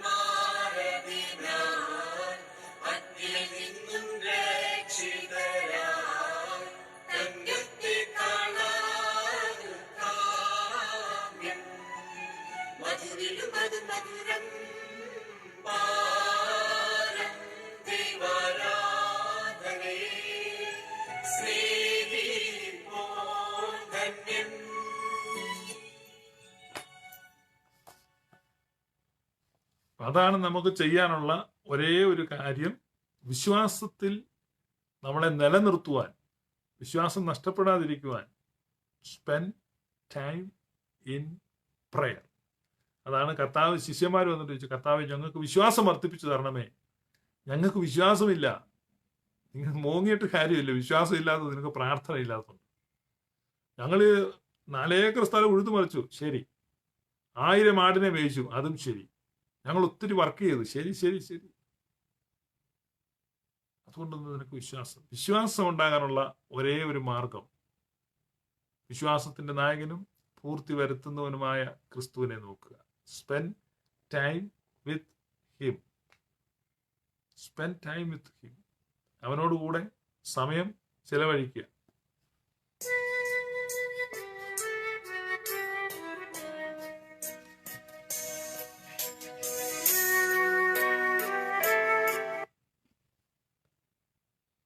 ചിലരുടെ ആത്മീയത ഞായറാഴ്ച രാവിലെ 10 മുതൽ 12 വരെയാണ്. സാജൻ പഠിക്കൽ. Should be Christians more politically to end or limit? Church പൊളിറ്റിക്സിൽ നിന്ന് മാറുന്നതാണ് ഏറ്റവും വലിയ അബദ്ധം, ബെഞ്ചൻ. അത് നമ്മുടെ തെറ്റായ ഒരു റോങ് ഐഡിയ നമുക്ക് വന്നതാണ്.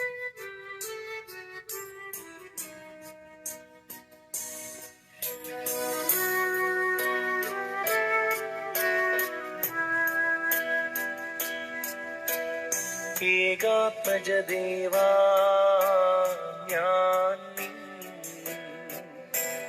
കൃപയുടെ കടലിൽ നോക്കുന്നേൻ എൻ കടമേറി പാപം പെരുതായി നിൻ സോപ്പായെന്മേ പൂശി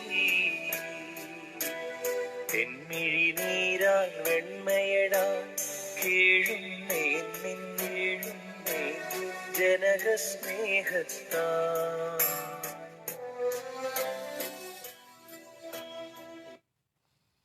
Let us pray for the world. ഇന്ന് ലോകത്തിനായി പ്രാർത്ഥിക്കുക, കർത്താവിൻ്റെ കരുണയ്ക്ക് വേണ്ടി പ്രാർത്ഥിക്കുക, ദൈവസന്നിധിയിൽ സമയം ചെലവഴിക്കുക.